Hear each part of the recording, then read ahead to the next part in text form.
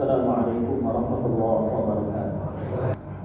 Innal hamdalillah nahmaduhu wa nasta'inuhu wa nastaghfiruhu wa nastahdihi wa natubu ilayhi wa na'udzu billahi min shururi anfusina wa sayyiati a'malina. Man yahdihillahu fala mudilla lahu wa man yudlilhu fala hadiya lahu. Asyhadu an la ilaha illallah wahdahu la syarika lahu wa asyhadu anna Muhammadan 'abduhu wa rasuluh. Allahumma shalli wa sallim ala man la nabiyya ba'da Muhammadin Rasulillah sallallahu alaihi wasallam wa ala alihi wa ashabihi wa man sara ala nahjihi ila yaumil qiyamah.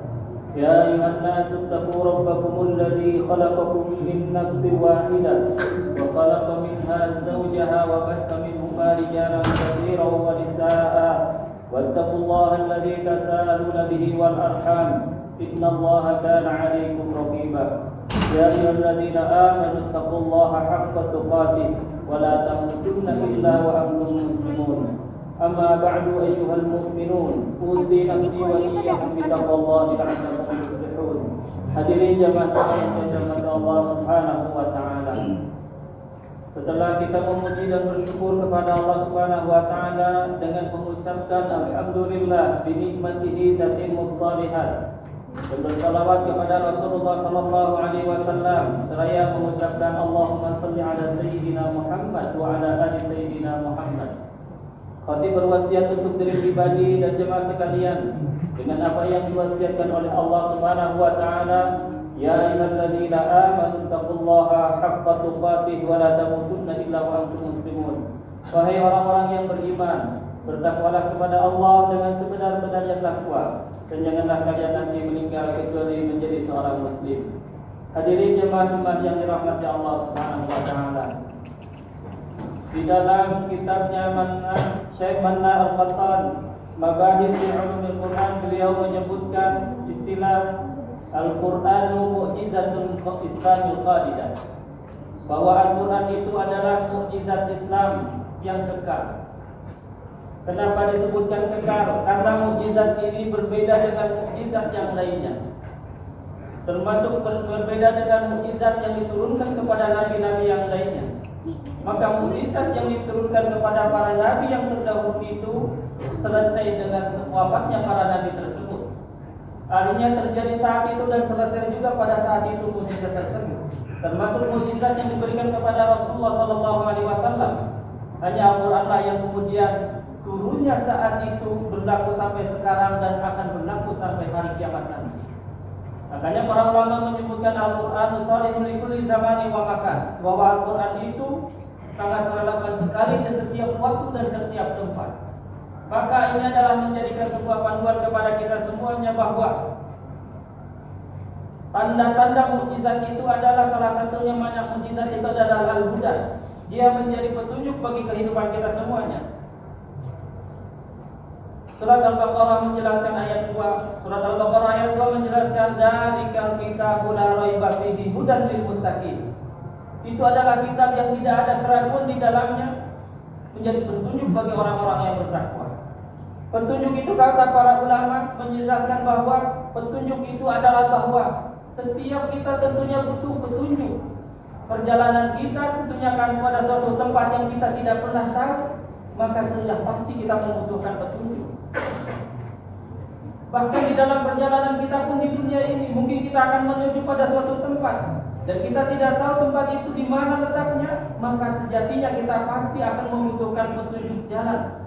Siapa yang tidak menemukan petunjuk jalan sudah pasti dia akan tersesat dalam perjalanannya. Alih-alih sampai kepada tujuan, maka mungkin dia akan tersesat di perjalanan. Bagaimanakah kita akan menuju satu tempat yang kemudian tidak ada yang tahu tempat itu seperti apa? Allah hanya memberikan gambaran-gambarannya, sudah pasti kemudian kita sangat membutuhkan petunjuk. Kemudian para ulama lagi lebih jauh menjelaskan bahwa Al-Quran itu yang mana salah satu makna petunjuk itu adalah dia ada menjadi jawaban dari setiap pertanyaan dalam setiap kehidupan kita semuanya. Apapun pertanyaan di dalam hidup kita, apapun persoalannya di dalam hidup kita, maka Al-Quran sudah memberikan jawabannya secara prinsip. Sejatinya ketika interaksi kita dengan Al-Quran, petunjuk hidup kita ini sudah cukup. Maka salah satu umpamanya kita Nabi salah satu contoh saja yang kemudian mungkin menjadi pertanyaan dalam hidup kita itu adalah terkadang kenapa orang itu mempunyai IQ yang tinggi, semua kisi-kisi untuk mendapatkan kesuksesan dia miliki, tetapi kenapa hidupnya kok tidak berkualitas atau tidak menemukan keberesan kerapihan di dalam hidupnya. Selalu saja dirundung masalah, tidak pernah selesai masalah itu, datang satu masalah, sebelum selesai kemudian sudah hadir lagi masalah yang lainnya. Padahal dia punya kemampuan mungkin bisa jadi menyelesaikan studi yang begitu sangat tingginya, tetapi di dalam kehidupannya dia banyak masalah yang tidak bisa diselesaikan. Mungkin salah satu pertanyaan itulah Allah berikan jawabannya di dalam surat Luqman ayat 14. A'udzu billahi minasyaitonir rajim. Wa wasainal insana biwalidayhi hamalathu ummuhu wahnan ala wahnin wa fisaluhu fi amayn an ishkur li wa liwalidayka ilayyal masir. Kami wasiatkan kepada manusia untuk berbuat berbakti kepada kedua orang tuanya. Kemudian di penghujung ayatnya Allah mengatakan, anishkurli, hendaklah dia bersyukur kepadaku dan dia bersyukur kepada kedua orang tuanya, berterima kasih kepada orang tuanya. Kepada pula dia akan dikembalikan. Hadirin jemaah-jemaah yang dirahmati Allah Subhanahu wa taala. Apa kemudian yang menjadikan, apakah ada korelasinya antara kualitas hubungan kita dengan kedua orang tua itu dengan kualitas kehidupan kita? Ternyata para ulama menjelaskan tentang ayat ini bahwa kehidupan seseorang itu akan ditentukan kualitasnya. Salah satunya adalah ditentukan dengan kualitas hubungannya dengan kedua orang tuanya. Baik buruknya kehidupan yang dialaminya itu adalah akan ditentukan dengan baik buruknya hubungannya dengan kedua orang tuanya. Makanya Ibnu Abbas menjelaskan tentang ayat ini bahwa syukurnya seseorang kepada Allah itu tidak akan pernah diterima oleh Allah sampai dia berterima kasih dulu kepada kedua orang tuanya. Makanya kemudian jangan sampai kemudian kita bersyukur dan bertobat kepada Allah, sholat yang begitu khusyuknya, kemudian kita menangis dengan sepukan di hadapan Allah, sejadah sampai kemudian terbasah dengan lapisan kita, mengucapkan rasa syukur dan kemudian pertobatan kita kepada Allah. Tapi di sisi lain sana ada orang yang menangis, luka hatinya, tergores hatinya dengan perkataan dan perlakuan kita, orang tua dan ibu kita, ayah kita. Langit tidak akan pernah terbuka dengan tobat dan syukur kita menerima tobat kita semua. Maka kemudian Ibnu Abbas menjelaskan lagi bahwa di dalam Al-Quran itu salasu ayatin, ada 3 ayat, lam tuqbal illa bimuqariniha, tidak akan pernah diterima mengamalkan 3 ayat ini kecuali mengamalkan ayat penyertanya. Yang pertama kata Ibnu Abbas itu menjelaskan bahwa taatullah, taat seseorang kepada Allah tidak akan pernah diterima kecuali taat kepada Rasulnya terlebih dahulu. Apakah ada model orang seperti ini? Ada. Yang kemudian diistilahkan dan ingkar sunnah, dia hanya mengikuti Al-Quran, saya tidak mau mengikuti hadis, itu banyak kelompok seperti ini. Maka perintah Allah Subhanahu wa taala, wa ba'atakumur rasul fakhudhu wa ma nahakum anhu, seolah-olah dia tidak mau mengikuti ajaran Nabi, maka seolah-olah dia tidak mengikuti ajaran Rasul, ajaran Allah Subhanahu wa taala. Maka Ibnu Abbas menjelaskan bahwa ketaatan seseorang kepada Allah tidak akan pernah diterima sampai kemudian taat dulu kepada Rasul. Yang kedua, salatnya seseorang tidak akan diterima oleh Allah sampai kemudian dia menunaikan zakat hartanya terlebih dahulu. Makanya kemudian kalau kita lihat di dalam Al-Quran itu setidaknya ada 82 ayat perintah tentang salat itu langsung dibarengi dengan perintah tentang zakat.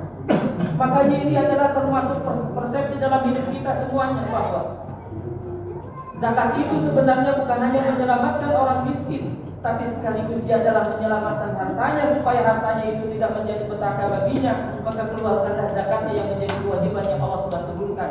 Dan itu kemudian di dalam Al-Quran bertebaran ayat perintah tentang sholat itu dibarengkan dengan perintah tentang zakat.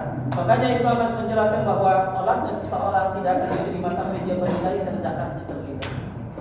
Kemudian yang ketiganya adalah syukurnya seseorang kepada Allah tidak akan pernah diterima oleh Allah sampai kemudian dia berterima kasih dulu kepada semua orang tua. Dan inilah menjadi kunci di dalam kehidupan kita. Makanya kemudian menjadi koreksi umpamanya saat ini.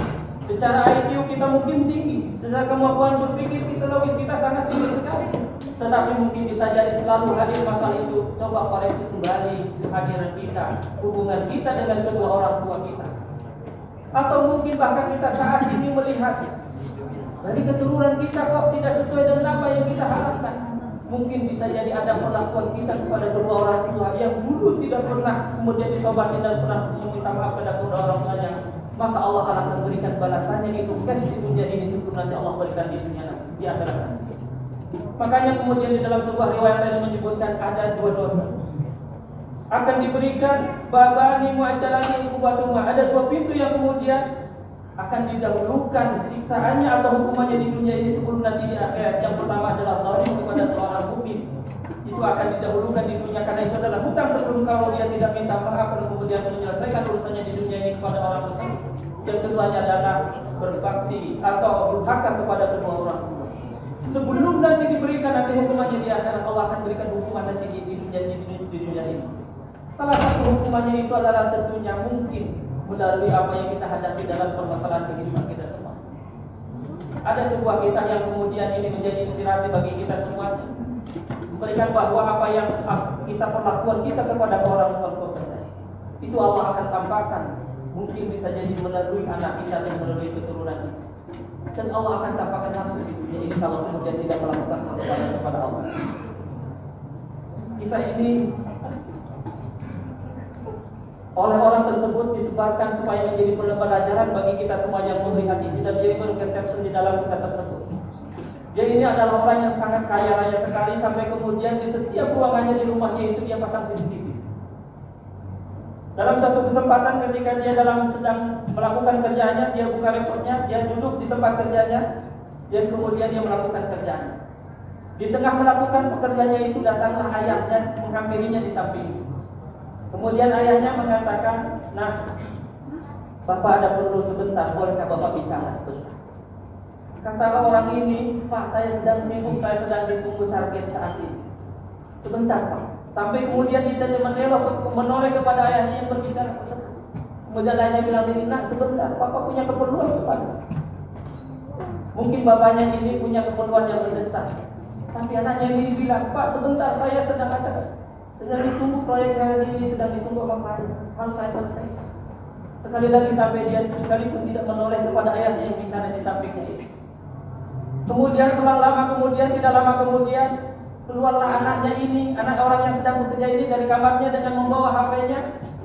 Dan si bapak ini, orang ini yang sedang bekerja, kemudian bicara kepada anaknya, "Nak, tolong ambilkan air minum Bapak kami, sedikit minum." Apa jawaban anaknya tersebut? "Pak, sebentar, saya sedang sibuk dan itu teman-teman saya nunggu di depan rumah." Dan kemudian dia bilang lewat lalu saja begitu, tanpa sedikit pun dia menoleh kepada bapaknya yang minta diambilkan air minum. Kata dia, "Ambil saja Bapak sendiri air minum." Subhanallah. Apa kata bapak ini? Sengaja dia sebarkan video ini supaya menjadi pembelajaran. Dia mengatakan bahwa sebelum bibir saya ini kering dari perlakuan dan perkataan saya kepada orang tua saya, ternyata Allah hukum saya dengan melalui anak saya dengan perlakuannya kepada saya saat ini juga. Dan begitulah mungkin bisa jadi menjadi koreksi bagi kita semua yang terkadang. Jika kita sibuk dengan keluarga kita, dengan anak dan istri kita dan seluruh aktivitas kita, seolah-olah kita tidak punya waktu untuk kedua orang tua kita yang masih hidup saat ini. Makanya kemudian ketika kemarin bersilaturahmi mungkin yang masih hidup saat ini dengan orang tua yang masih ada, bersungkur dan kemudian memohon maaf kepada keduanya, lakukanlah itu terus-menerus secara kontinu, bahagiakanlah hatinya, maka Allah akan memudahkan kehidupan kita semua. Jangan hanya sekedar seremonial di lebaran saja kita minta maaf dan kemudian mendatangi silaturahmi. Lakukanlah itu terus-menerus secara rutin supaya kita selalu membahagiakan kepada keduanya kalau yang masih ada saat ini. Mungkin kita membahagiakan itulah nanti menjadi asbab nanti Allah akan mudahkan seluruh urusan kita semua. Dan inilah yang kemudian Allah jelaskan di dalam Al-Quran, salah satu permasalahan mungkin yang kita hadapi. Allah berikan jawabannya itu kepada kita semuanya. Dan tentunya banyak permasalahan-permasalahan yang dan pertanyaan dalam kehidupan kita. Sesungguhnya sudah Allah berikan jawabannya, itu semuanya ada di dalam Al-Quran. Tinggal sejauh manakah kemudian kita menggali petunjuk hidup kita ini semuanya, supaya kita menemukan kehidupan yang bahagia di dunia dan akhirat ini. Aku qouli hadza astaghfirullahi wa lakum wa lisa'iril muslimin wal muslimat min kulli dhanbin fastaghfiruhu innahu huwal ghafurur rahim.